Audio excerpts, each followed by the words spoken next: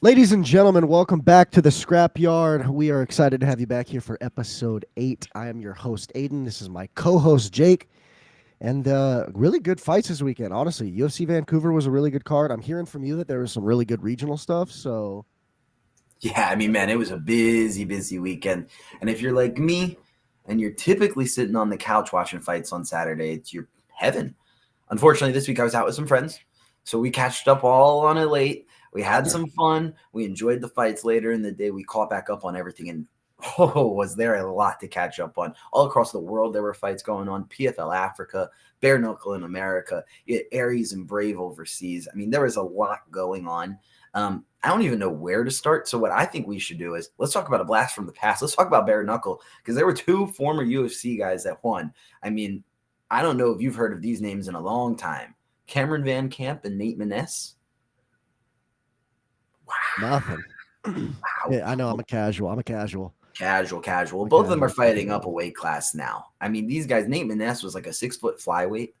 Really violent guy. 15-3, 16-3 record was really solid in the UFC. He's now in bare knuckle, getting finishes here. I mean, he fought a guy named Tyler Randall, got a second round knockout. It was vicious. And likewise, Cameron Van Camp, when he landed, it split open. I mean, everything. That guy's face was busted open.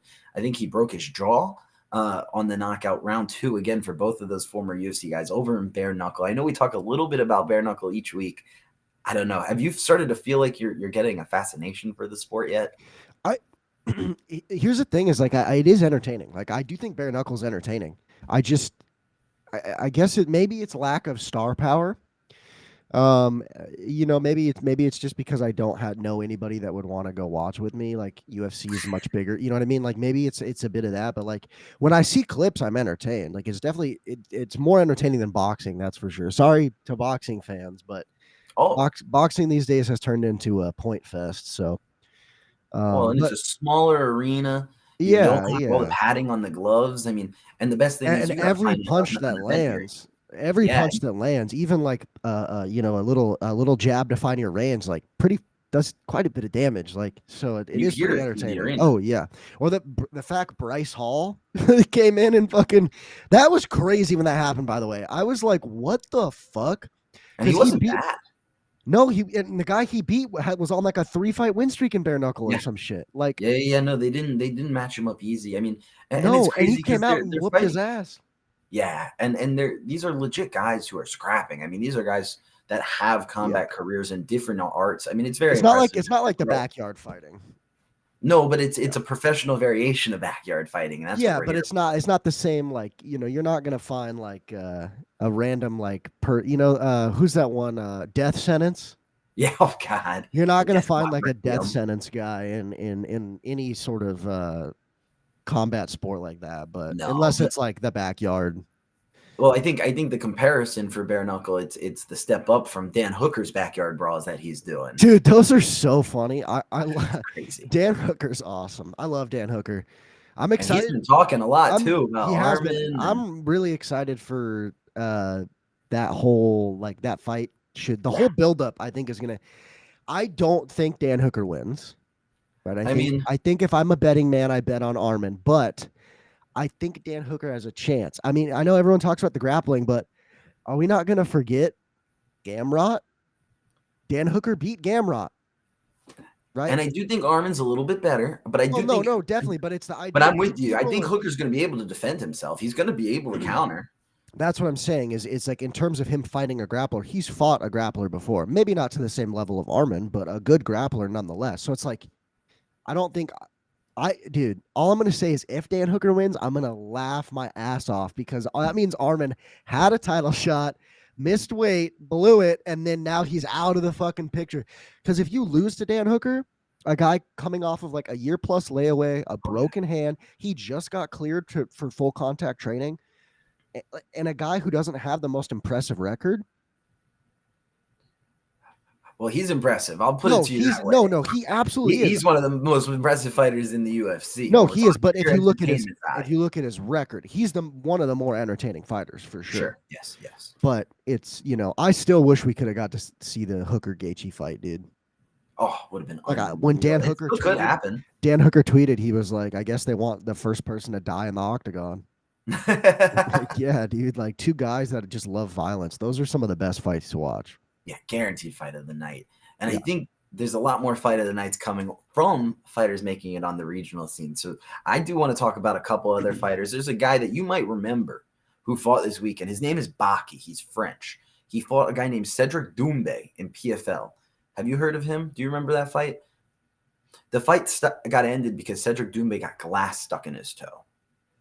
Okay, yeah. Yeah. Yes. And so Baki, he's one of those guys that's been deemed as a star, another international guy that was very well-rounded, kind of like Arman in a sense, where he's got that really good wrestling game plan, but he can do everything. Well, that guy came in Does he as have an big. axe kick though? Honestly, I don't Who think knows? it's the same. Yeah. Nobody getting there like that. But Baki's a guy that we know can sell. He's sold out arenas in France now multiple times. He did it again now, this time with Aries, fought for the title at 170, and he lost as a big favorite, as a brutal recipient of a big old right hand from a prospect in Jordan Zebo, 25-year-old, another Frenchman. It was vicious, and I wish you saw the highlight of it. I wish you were able to see it before the show because it was vicious. He fell backwards, flat like a pancake. That's something that would make the ESPN top 10 if it was in America. So I think that's one thing that we need to do as our job as content creators, as our job here making videos. We need to spread the word of these prospects, get them out there so that the world can see their talent. And here on Aries FC, we saw that multiple title fights, by the way. It was a pay-per-view event that did very well against Sold Out Arena in France. I know you know nothing about what I'm talking about. So No, but I do have a question for you. Yeah, here, I'll get you with answers then. Yeah, sorry. Okay. It kind of relates to what you're talking about with the whole prospect idea in regional MMA. Yeah. So I saw a video recently that I thought was interesting, and I wanted to get your opinion on it. They're talking about how pretty much every year the UFC's roster size grows, typically, right? For example, 2016, the number of active fighters was like, I think around 421, I think. And then as of late 2024, the last time somebody like did a full run through, it was like 630 or something like that, right? So that's a pretty big jump.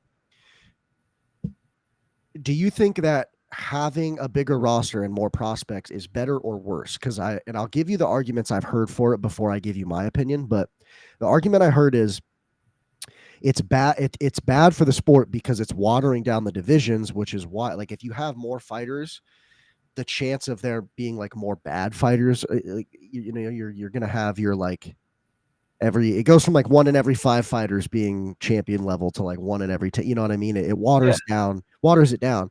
So people are saying, is that why we're getting some lackluster cards? Because there's so many more fighters, so many more guys who are untested. We have to even see if they're good.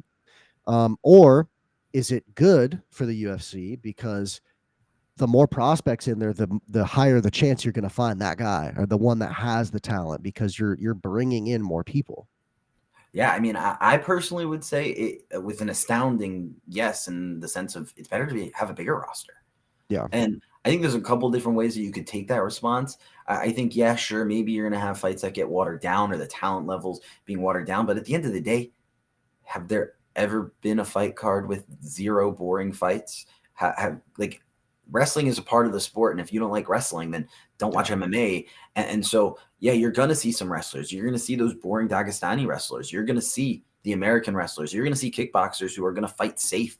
You're going to see Muay Thai fighters who fight safe. You're going to see guys that trained MMA their whole life, and all they worry about is control the distance. I mean, that's part of the sport. That is the art. The art is hit and don't get hit.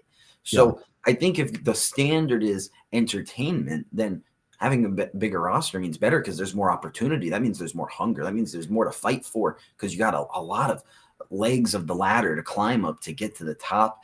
And I think from a regional standpoint, because that's where we started with this, having a bigger UFC roster means more opportunity for younger fighters. It means younger fighters, not just the big prospects that are getting, handheld through the regional promotion and getting title fights at 4 and 5 and 0. You're going to now see fighters with 7, 8 professional fights getting main event spots and going 5 rounds and getting those title opportunities and being forced to fight tougher competition because it moves quicker.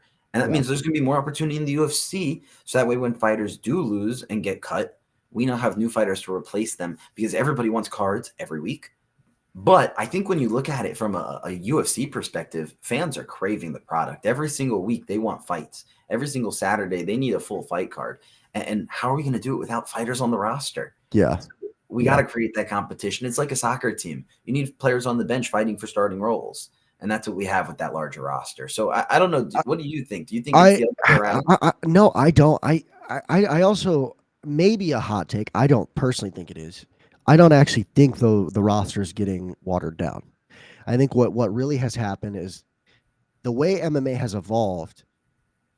Fighters are so much better now in almost every aspect, right? So, for example, when we look back at like older champions, I'm talking Silva's early title run, Chuck Liddell, like the older guys, right?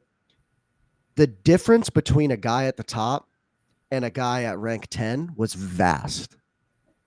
Like the champ was going to beat that guy 100 times. That's why we saw so many title defenses.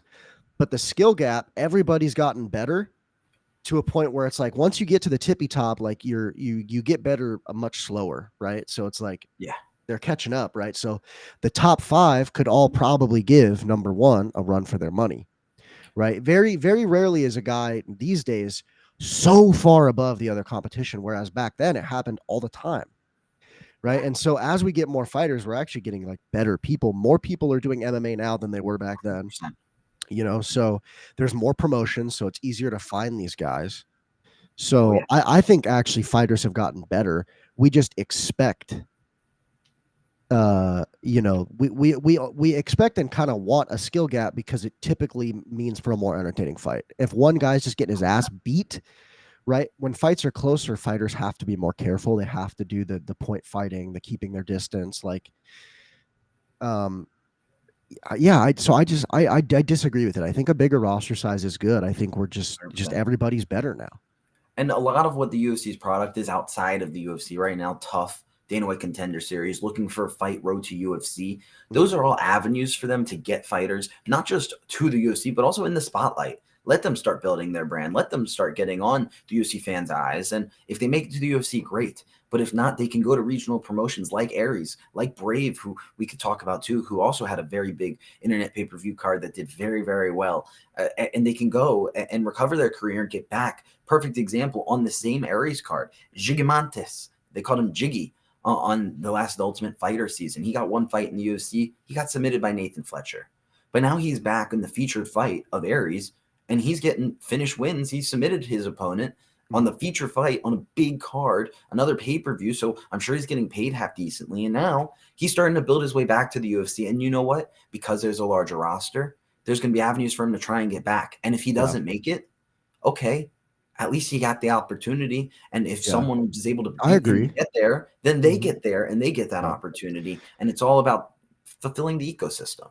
Yeah. And I mean, it's a thing where it's like, once you get to the UFC, if you're able to make it to ranked, and I don't mean like a fluke ranking where you're ranked for like 10 minutes and then, you lose the rest of your fights. If you can make it to be a ranked fighter and be solidified, it's kind of a case of like, for example, in the NFL, right?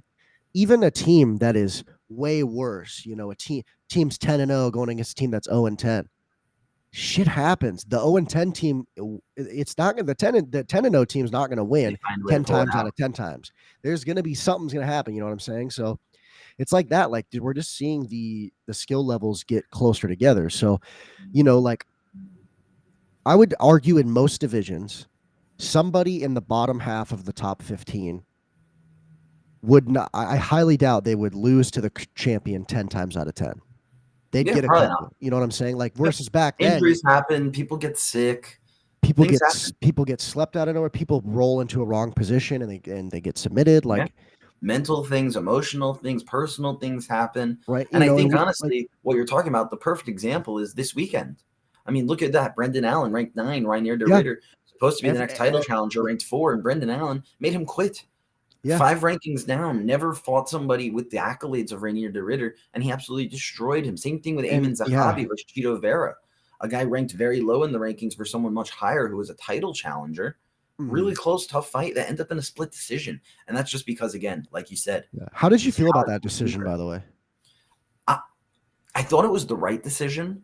Mm-hmm. While I thought it was the right decision, I don't think it was an impressive victory for Amin or a disappointing defeat for Marlon. I don't think Amin has had an impressive victory. At least not recently. The thing with Amin is he's so smart. He's almost too smart. But also, someone pointed this out. He keeps winning these razor close decisions. Yeah. Close enough to where a lot of people call them robberies even. Well, there's definitely Canadian bias in the last and he's on the last 2 cards he fought on are in Canada, where he's from, and he's won razor thin. I don't know. Maybe it's a play by him where he wants to fight in Canada because he knows he might. Like, I'm not saying he's worse than these guys, but he's barely better, if not barely worse. Like, that's why these fights are close. He's not going to win the belt. I'm sorry. It's not going to happen. He's not beating. You think he's going to beat Marab? What the fuck? No. Yeah. And he's older. But the thing with he called out Sean O'Malley. Oh my goodness, Sean O'Malley would do bad things to him. Sean responded and laughed at that. That's never going to happen. And look, the thing with Sean wouldn't murder because Amin stands up with people. Yeah, no, he doesn't take it to the ground. He can roll, but he's not taking you down. Sean's taller than you, longer than you. Pause. And he is. I'll say it, in the bantamweight division specifically, he is the best striker. He's the best striker in the bantamweight division, in my opinion. I think he manages distance better than a Corey Sandhagen. I think I think he's probably the best at pure striking with the kickboxing, right? Amin, you're not. What do you like? You're gonna. He'll probably knock you out.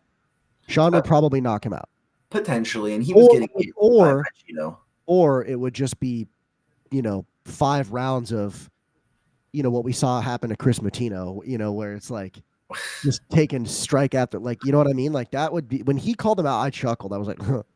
Yeah. But okay. I'll give Amin some credit because look, his brother Ferris is one of the best coaches in the game, and Amin fights in there smart, and he knows what he's doing. Like, he picks up the pace at the end of the round and makes sure to leave his mark and his impression on the judges. And I think that's something that a lot of fighters don't take into account enough. He really controls his gas tank. He's very poised. He is a good striker, and he's confusing because his movements are awkward and odd. It's almost like he's a reporter named Ariel Helwani and not a full-time MMA fighter.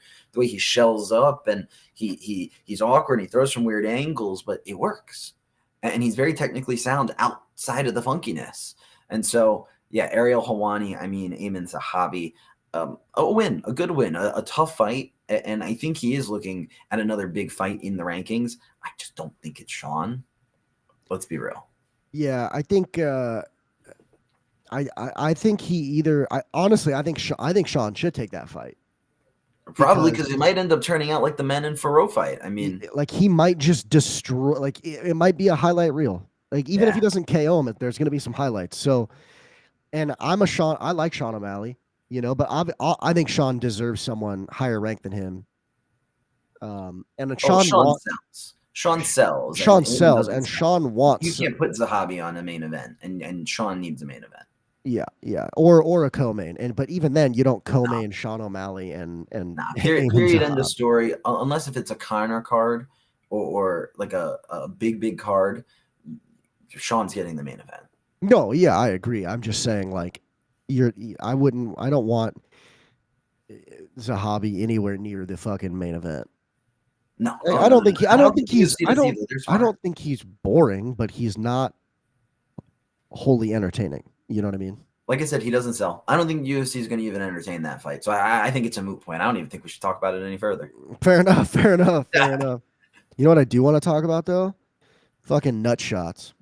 Well, there were a lot of those. I mean, fucking nut shots, dude. Kevin Holland got the one that a point got taken for, or the one the point didn't get taken for. Dude, okay, crazy that a point was taken in the Dober fight and then not in the one. And it was a Kevin Holland. Kevin Holland got hit twice, and he was in pain, visibly in pain, the rest of the fight. Yeah, and you know what? He complained about it the whole fight, and I saw some people saying he was over-exaggerating it, but Kevin said it himself. He turned to Dan. He goes, "Have you ever seen me mess around in here and make excuses? No, like my nuts hurt, like and like and he was you don't know what it feels like the rest unless you of the fight. Hit. No. I mean, but getting hit in the nuts at all fucking sucks. Yeah, and nobody should ever have to feel that pain, and he fought through it. So credit to him. I do think there was some Canadian factor. Mike Mallet, obviously being the Canadian, I think there's two different things that happened in there. I think Mike Mallet didn't intend. It was very clearly an unintentional nut shot. Yeah. And I think he didn't intend. So I think that played a factor, and I think the crowd also played a factor in the point not getting taken because, quite frankly, the crowd didn't want the point taken. When Drew Dober hit Kyle Prepelic in the nuts, it stopped all of Prepelic's momentum. It was a really bad knee, and Prepelic's Canadian, and the crowd wanted the point taken. So I think that influenced the refs a little bit. But then I think you also see Kevin Holland taking the full 5 minutes and then some. As soon as it hits the 5-minute mark, that fight's supposed to be over. But they gave him another 90 seconds or so as he's sitting there, not giving them a straight answer. I mean, and they wanted the Canadian fans to be entertained, so they just swept it under the rug and kept it going. But let's be honest, that fight shouldn't have kept going. No. And if it was that bad, to that point, something should have happened. And I'm pretty sure Dan messed up another time. And I love Dan Mergliotta. He's the guy. But he told him that he would lose by DQ if he didn't come out and fight again, which I'm pretty sure would have been a no contest. It would have been a no contest shot. So there were a lot of things that went wrong there. Yeah, that was confusing. And to be fair, like Kevin Holland won that first round. It was close. I mean, all three judges gave him the first round. So yeah, I mean, it was a close round though. He won the round to the judges, right? So that kind of maybe fucked his momentum up a little bit too. Like, could he? You know what I mean? I don't know if it would have went different, but Kevin Holland was definitely guarding the groin. Like he looked a little different. But it happens. I mean, he honestly probably should have just taken the no contest. You still get your show money. Dana would probably give you win money for it's Kevin Holland though. He doesn't do that. Come on, we know. No, of course he's not going to do that. But that's why when I saw people saying like he was faking it or like over exaggerating, I'm like, I don't think so. No, definitely not. And you know what? Last week we watched Joel Alvarez fight at 170. I said Kevin Holland was the fight that he should have next. I almost say that changes a little bit, and maybe that fight becomes Mike Mallet versus Joel Alvarez now. And I think because Mike Mallet did not have the most entertaining fight, we need to see him in there against a killer like Joel Alvarez now that he's going to have a ranking, because Kevin Holland was ranked. And so that shakes up things in the rankings big time. Yeah. I want to go back to the Vera Zahabi fight. Okay. Cheeto Vera, dude. Yeah. No, motherfucker never has any urgency, dude. He's the Leon Edwards of the bantamweight division. Like he rocked Zahabi at the end of round 2 and then just like didn't press forward. There were moments where they clashed and Vera landed Cheeto landed some really good strikes, some ones that hit hard. But he's too patient. Yeah. Right? And that like uppercut was landing up the middle. There were so many times where I was like, dude, you're letting him come to you and you're getting him with a couple back, but he's getting you with more. Why don't you march him down? You know what I'm saying? Like, or at least, get some more movement, because he keeps falling into this, like just kind of walking back and then he throws a couple punches and then he shells up, you know what I mean? And it's, I don't know. Cheeto, it's his lack of urgency, and I think not amazing game planning is making him lose fights. Yeah, I mean, he came into the UFC as a grappler, and he's developed into the striker that he is today. So that might play a part in it, where he's just not that natural. He doesn't have that natural striking instinct, and that's what the UFC is looking for. I think he's realized as he gets older, that's what fucking take him down. Then you're on a 3-fight losing streak. Yeah, and he needed that win. And that was a winnable fight. And I mean, he's always a slow starter. You could hear his corner trying to press him and keep him going from the start of the fight. Yeah. And I thought he started better. I mean, he really did start a little bit better than he has in recent fights. But I don't know. He thought he won the fight. He tweeted that it was a robbery. I mean, you can't. I didn't like robbery when you're in someone's hometown. I don't like the way how the past couple decisions Cheeto's lost. He's done this several times. He like storms out of the cage and throws a fit on Twitter.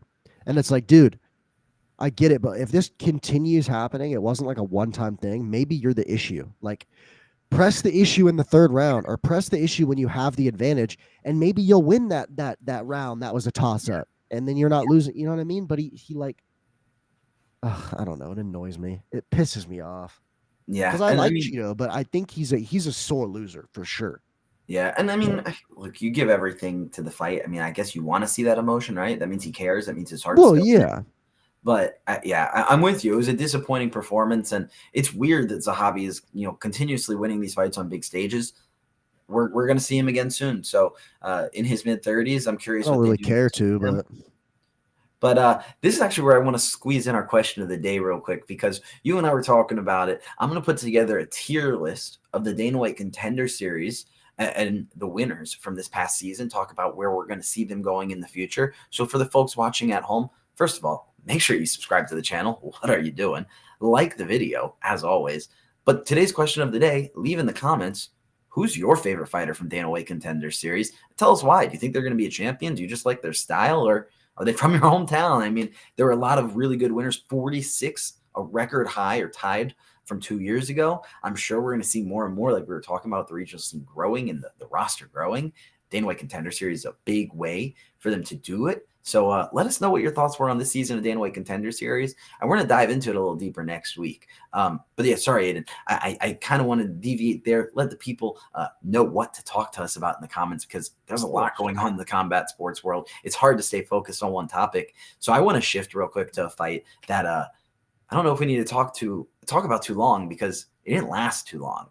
Manon Fiorot versus Jasmine Jasudavicius, the hometown Canadian fighting the French woman from I forget what the monster from Nice or whatever. She has got a cool nickname. Manon being she, looked unbelievable. She took Jasmine out in her hometown. Jasmine was riding a crazy win streak, one fight away from the title, let's be honest. And she debated the stoppage right away, but she did the stanky leg and was on jello legs. yeah, I was not upset by it. it's hard to deny the spanky leg, the stanky leg. Oh, yeah, I guess so. Spanky leg. Do the spanky leg. Do the spanky Dude, fucking RDR, dude. That was almost as disappointing as Jasmine on home turf. You're one fight away from the title. If you win, you're there. They're already, the UFC wants to put you there. Yeah. Right?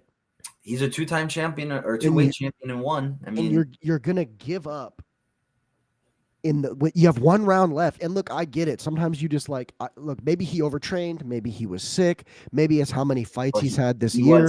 He tweeted out this morning. He said that he had neurovirus going into it. Was that him or was that his fake account? Because there's a fake account that posts.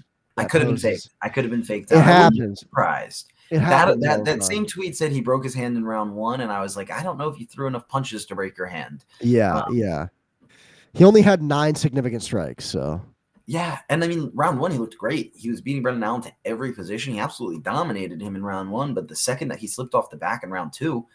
He just was defeated. He couldn't get off his back. He kept that closed guard. He kept trying to get arm bars that were never going to work on Brendan Allen, and Brendan Allen outdogged him. He said he was going to break him. That's what he said in all the buildup. And he did. He broke him. I mean, he broke him. Like I think the giving up thing's crazy. And look, I get to a certain extent, like if you're just having a terrible time and you're not going to win the fight, I get not taking unnecessary damage. But I always look at it with the idea of like, dude, you get a whole round ahead of you. Like that's a plenty of time for a knockout or a submission. That's like you could go out on your shield and maybe get the win. And and also even if you don't get the finish, we've seen guys win a really impressive round and get the judges to sway the whole fight. Like, you know what I mean? Like, for example, John Jones versus I'm drawing a blank. Dominic Reyes. Jones versus Dominic Reyes, right? A real close fight. Everybody argues Dominic won the first 3, like no doubt about it. But John won the championship rounds, the last 2, dominantly enough to where that was like in the back of everybody's mind. So now people are like, oh, John won. But if you watch the fight, the first 3 are Dominic. Like, you know what I mean? But so I think it's one of those things where it's like, man, just giving up like that is, I think now he's going to be very far from the title. Very, very far. And I mean, this is the second time it happened. It happened against Anatoly Malakin back in the day, I believe at the end of round 3 in a title fight as well. So I think at this point, like you're probably I think realistically, like you might have to get 3 wins. Yeah. I mean, there's 2 fights for him, in my opinion, next. There's the one that I really want. It's RDR versus DDP. Both coming off losses, both primary that would grapplers. be entertaining. That would be humor. But I think DDP might get a little bit of a bigger fight, whether that's a Fluffy or a Nazardine or a rematch versus Izzy or Strickland. Hopefully not the Strickland trilogy, but whatever. That would be good. I could also see them maybe trying to do a Michael Venom Page versus RDR. Yeah, that would be interesting. See what MVP can do with a true grappler, 2 older guys in there together that are both ranked. One of them, I think MVP. I think MVP loses that just because like MVP got out grappled by Ian Gary. By Ian, yeah, and I think RDR probably would do it pretty quickly. And Ian is a good grappler. Yeah, and RDR's too big for MVP, really. Yeah. But I could see that would be a very UFC type of matchup. They need a co-main event on a crowded arena fight. Let's bring 2 stars from other promotions that we've had some success with and let them fight each other.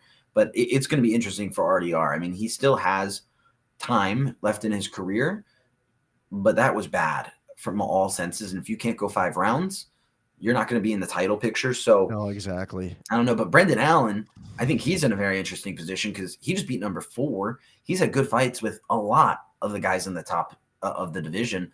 There's one fight in particular that I saw shouted out that I would love to see. Mm-hmm. And then there's one that I think kind of like the last one, UFC fight. So the one that I think the UFC might make, Caio Borralho, that would be a fun fight. 2 good grapplers, both with some good striking. Maybe do that in Brazil. I think Brendan Allen will take that type of fight, and that would be really fun. But I think the fight that I want to see the most, might be the best, would be a rematch back from the LFA days with Fluffy Hernandez. Now, that was a fight that Brendan Allen won round 1. Fluffy dogged it out and won rounds 2 and 3. I just want to say, really good grappling. Fluffy might have killed RDR. Oh my God, it would have been embarrassing. It would have been like he might have ooh.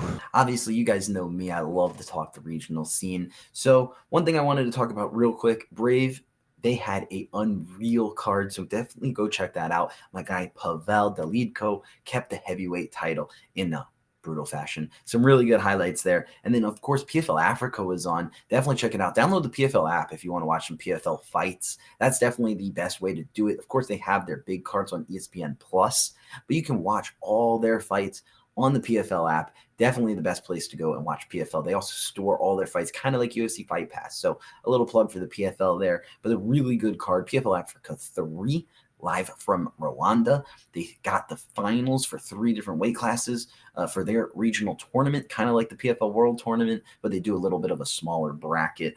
Some really fun fighters in there. Justin Clark with his second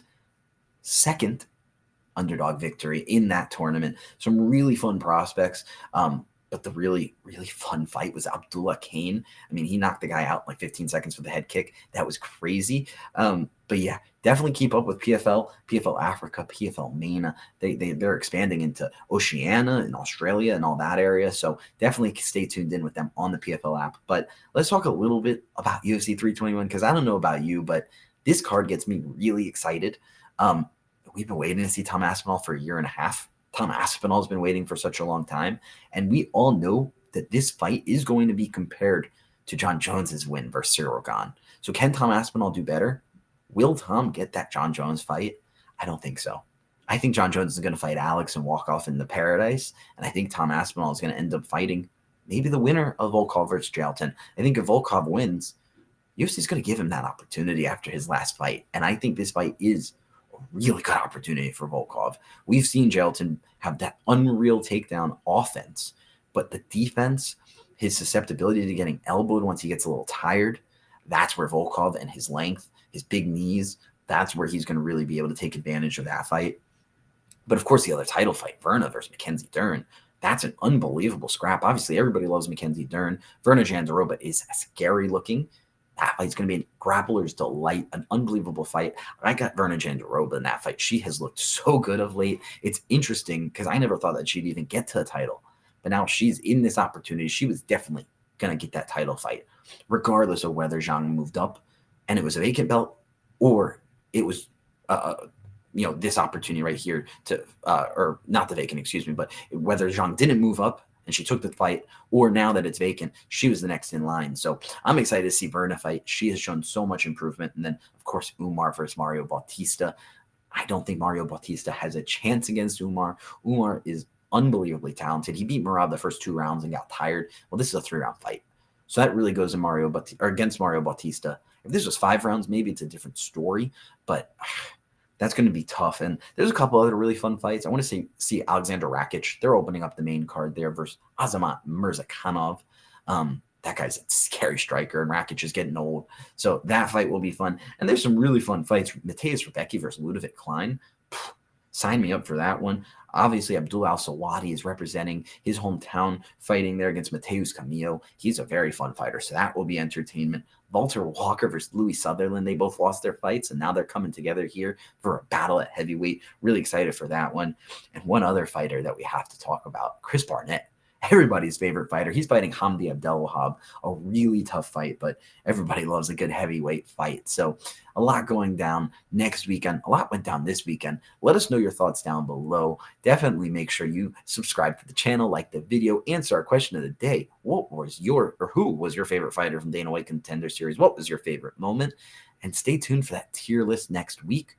But without further ado, I will let you all go. Thank you so much for spending some time with us here in the Scrapyard.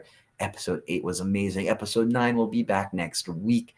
Do all the things. But for now, we're signing off. Take care.